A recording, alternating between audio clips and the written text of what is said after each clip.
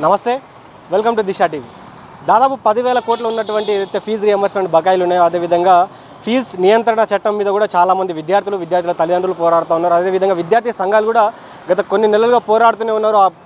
దానిపైన గలమెత్తుతూనే ఉన్నారు, ప్రభుత్వాన్ని ప్రశ్నిస్తూనే ఉన్నారు. కానీ ప్రభుత్వం ఏమాత్రం కూడా పట్టించుకోవట్లేదు, అసలు వారికి ఏం పట్టనట్టుగా కూడా ఉంటా ఉన్నారు. మాట్లాడతాం ఇదే విషయం పైన. మనతో పాటు పీడీఎస్ నాయకులు ఉన్నారు. వాళ్ళు గతం నుంచి కూడా చాలాసార్లు పోరాడారు, అదేవిధంగా రోడ్లపైకి వచ్చి ధర్నాలు చేశారు, ఎన్నో విధమైనటువంటి నిరసనలు కూడా తెలిపారు.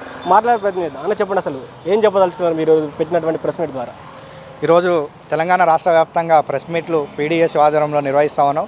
దాంట్లో భాగంగా బషీర్బాగ్ ప్రెస్ క్లబ్లో కూడా ప్రెస్ మీట్ నిర్వహించడం జరిగింది. ఫీజుల నియంత్రణ చట్టం తీసుకురావాలని ప్రధానమైనటువంటి డిమాండ్ పీడీఎస్ విద్యార్థి సంఘంగా చేస్తూ ఉన్నాం. ఈరోజు పేద బడుగు బలహీన వర్గాలకు చెందినటువంటి మధ్యతరగతి ప్రజలు చదువులు చదివించాలి, నాణ్యమైనటువంటి చదువు అందుతనే మా పిల్లల యొక్క భవిష్యత్తు బాగుపడుతుందన్న ఆలోచన చేస్తూ ఈరోజు చదువు చదివించలేనటువంటి పరిస్థితిలో తల్లిదండ్రులు ఉన్నారు. లక్షల రూపాయలు వేచిస్తే కానీ కార్పొరేటు ప్రైవేట్ స్కూళ్ళల్లో చదువు అందలేనటువంటి దౌర్భాగ్యమైనటువంటి పరిస్థితి ఈ రాష్ట్రంలో ఉన్నది.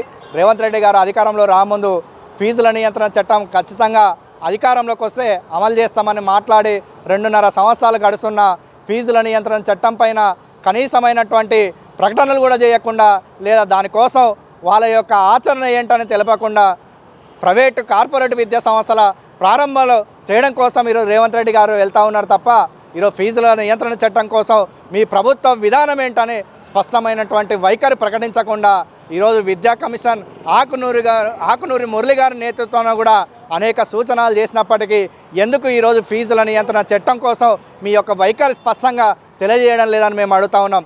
రేవంత్ రెడ్డి గారు, మీరు ప్రభుత్వ విద్యా సంస్థల నుండి వచ్చినని మాట్లాడుతూ ఉన్నారు, లేదా ప్రభుత్వ విద్యా సంస్థలో ఉన్నటువంటి విద్యార్థులు ఎవరో మాకు తెలుసు కాబట్టి విద్యా వ్యవస్థ బాగు కోసం నేను ఖచ్చితంగా కృషి చేస్తా, కంకణం కట్టుకొని ఉన్నాను మాట్లాడినటువంటి రేవంత్ రెడ్డి, నీ ఆచరణలకు లేదా నీ మాటలకు పొంతన లేకుండా ఉన్నటువంటి ఈ 2.5 సంవత్సరాల కాలంలో నీ వైఖరి ఏంటో మాకు తెలుసు.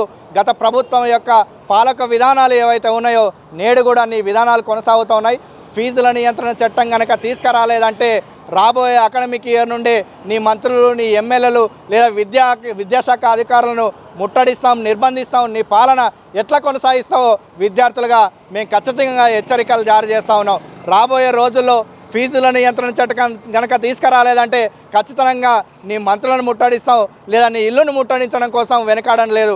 కాబట్టి ఈ పోరాటాలు సన్నద్ధమవుతా ఉన్నాం.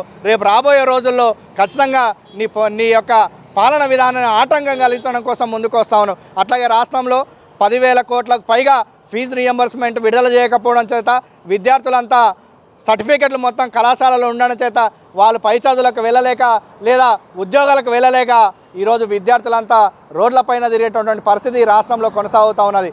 అట్లాగే గతంలో మన రాజశేఖర రెడ్డి గారి పాలనలో తీసుకొచ్చినటువంటి రియంబర్స్మెంట్ ఏదైతే ఉందో దాన్ని ఎత్తివేయడం కోసమే ఈరోజు జీవో నెంబర్ 7ను నువ్వు తీసుకురావడం. అంటే ఫీజు రియంబర్స్మెంట్ ఎత్తేయడం కోసం నువ్వు కంకణం కట్టుకొని ఈ కుట్రపూరితమైనటువంటి జీవోను తీసుకురావడం వెనుక నీ కుట్ర దాగి ఉన్నది.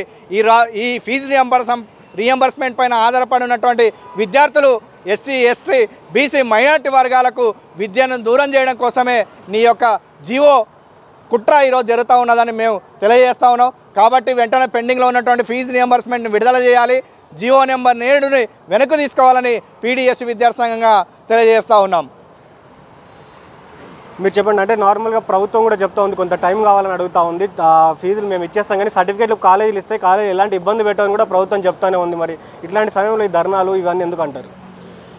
ప్రభుత్వం ఒక వైఖరితోనే ముందుకు పోతున్నది. ప్రభుత్వం మొత్తం కూడా విద్యా వ్యవస్థని మొత్తం కూడా పూర్తిగా విచ్ఛిన్నం చేసి పేద బడుగు బలహీన వర్గాల పిల్లల్ని మొత్తం విద్య కూడా దూరం చేయాలని కుట్రతోనే ముందుకు పోతున్నది. దాంట్లో భాగంగానే ఈరోజు జీవో 7 తీసుకొచ్చింది. ఆ జీవో 7 ఏం చెప్తుందంటే పిల్లలకు ఏదైతే విద్యార్థులుగా చదువుకున్నారో వాళ్ళందరికీ కూడా యాజమాన్యాలు ఇదివరకు ఏంటంటే ఫీజు రియంబర్స్మెంట్ స్కాలర్షిప్స్ యాజమాన్యాలకు డైరెక్ట్ అకౌంట్లో వాళ్ళ యొక్క స్కాలర్షిప్ వేస్తుండే. కానీ ఈరోజు వాళ్ళు ఓన్లీ పిల్లలకే డైరెక్ట్ విద్యార్థులకే అకౌంట్లలో వాళ్ళ యొక్క పైసలు జమ చేస్తామని మాట్లాడుతున్నారు. దాని ముఖ్య ఉద్దేశం ఏంటంటే ప్రభుత్వం యొక్క ముఖ్య ఉద్దేశం ఏదైతే విద్యార్థుల తల్లిదండ్రులు వాళ్ళ ఫీజులు వాళ్ళే కట్టుకోవాలి, ప్రభుత్వం అనేది మేము చేస్తామని చెప్తున్నాం. ఈరోజు ఇన్ని వేల కోట్ల బకాయిలను యాజమాన్యాలకు ఇవ్వట్లేదు ఈ ప్రభుత్వం. రేపు విద్యార్థుల ఫీజులు కట్టుకున్నాక ఆ విద్యార్థులకు ఈ ప్రభుత్వం ఆ ఫీజు బకాయిలను చెల్లిస్తానని మేము ఒకటే ప్రశ్నిస్తున్నాం. తెలంగాణ ప్రభుత్వం అలాగే కాంగ్రెస్ రేవంత్ రెడ్డి ప్రభుత్వం ఒకసారి ఆలోచించండి. మీరు ఏదైతే విద్యను అభివృద్ధి చేస్తాం, విద్యను ప్రేమిస్తాం అనే ఉద్దేశంతో ముందుకు వచ్చి మీరు ఒక కపట ప్రేమను విద్యపై చూపిస్తున్నారు తప్పించి ఆ విద్యను అభివృద్ధి చేసే దాంట్లో మాత్రం రేవంత్ రెడ్డి గవర్నమెంట్ లేదు, అలాగే కాంగ్రెస్ గవర్నమెంట్ కూడా లేదు. అలాగే ముందుకు వాళ్ళు కమిషన్ పేరుతో వచ్చిల్లు, అలాగే ఉపసంఘం పేరుతో వచ్చిల్లు. ఒక్కసారి కూడా ఇప్పటివరకు కూడా ఉన్నత విద్యా సమీక్ష కూడా ఈ రాష్ట్రంలో జరగలే. విద్య పైన మీరు సమీక్షలు నిర్వహించకుండా ఇష్టానుసారంగా స్కిల్ యూనివర్సిటీ అని, లేకపోతే ఇంకో ఇంటిగ్రేటెడ్ యూనివర్సిటీ అని, ఇంకోటి అని అది మేము అడగలే. మేము విద్యార్థులుగా అలాగే విద్యార్థి నాయకులు మేము అడిగింది ఒకటే, మాకు రియంబర్స్మెంట్ కావాలి, మాకు ఫీజు రియంబర్స్ కావాలి, అలాగే స్కాలర్షిప్ కావాలి, మాకు ఏదైతే ఫ్రీ బస్ పాసులు కావాలి, అలాగే విద్యార్థులకు పూర్తిగా కూడా హాస్టల్స్ కావాలి. అట్లా మొత్తం కూడా ఇట్లా మేము ఓన్లీ గవర్నమెంట్ అడిగింది క్వశ్చన్ ఒకటే, విద్యార్థులుగా అన్నీ కూడా మాకు ఫ్రీగా కావాలని మేము అడిగినాం. కానీ ప్రభుత్వం ఫ్రీగా కాకుండా మొత్తం కూడా మా మీద భారం మోపే విధంగా ఈరోజు జీవో 7లో తీసుకొచ్చిన భాగంగా ఉన్నది. అలాగే రేపు భవిష్యత్తులో కూడా ఫీజు నియంత్రణ చట్టం కూడా తీసుకొచ్చి విద్యార్థుల మొత్తం కూడా విద్యార్థుల తల్లిదండ్రులను ఇబ్బంది గురి చేసే దాంట్లో ఈ ప్రభుత్వం ఉందని నేను తెలియజేస్తున్నాను. అయితే ఒకవేళ మీరు ఇన్ని పోరాటాలు చేస్తున్నా, మీరు ఒక విద్యార్థి నాయకులుగా ఇన్ని చేస్తున్నా కూడా ప్రభుత్వం పట్టించుకోవట్లేదు, మీరు రానున్నటువంటి రోజులు మీ కార్యాచరణ ఏ విధంగా ఉండబోతా ఉంది? మేము ప్రభుత్వానికి ఆల్రెడీ విజ్ఞప్తి చేశాం.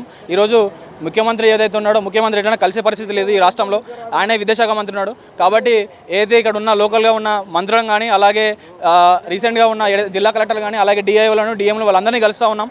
మా యొక్క విద్యార్థుల సమస్యలను వాళ్ళ దృష్టికి తీసుకెళ్తున్నాం.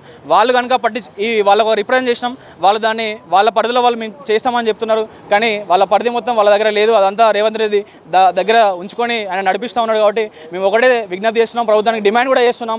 భవిష్యత్తు రానున్న రోజుల్లో కనుక మీరు కనుక విద్యార్థుల తరపున, అలాగే విద్యార్థుల ఫీజు రియంబర్స్మెంట్ మొత్తం కూడా ఇవ్వకపోతే, అలాగే ఫీజు నియంత్రణ చట్టాన్ని కూడా తీసుకురాకపోతే భవిష్యత్తులో పెద్ద ఎత్తున ఉద్యమాన్ని తెలంగాణ రాష్ట్ర సమాజం మొత్తం తెలంగాణ సమాజం వైపు, అలాగే విద్యార్థులను చైతన్యపరిచి, అలాగే తెలంగాణ సమాజంలో తల్లిదండ్రులను చైతన్యపరిచి, అలాగే తెలంగాణ మొత్తం ఉన్న మేధావులను, అలాగే ప్రజాస్వామ్యవాదులను అందరినీ కూడా కలుపుకోపోయి తెలంగాణ వ్యాప్తంగా అనేక ఉద్యమాలు నిర్వహించి ఎలాగ తెలంగాణ ఉద్యమం తీసుకొచ్చినామో, అలాగే ఏదైతే కేసీఆర్ ఇంటికి పంపించినాం, అలాగే ఈ రేవంత్ రెడ్డి కూడా ఇంటికి పంపిస్తాం. విద్యార్థులను కానీ అలాగే నిరుద్యోగులతో కూడా పెట్టుకోవద్దని హెచ్చరిస్తున్నాం.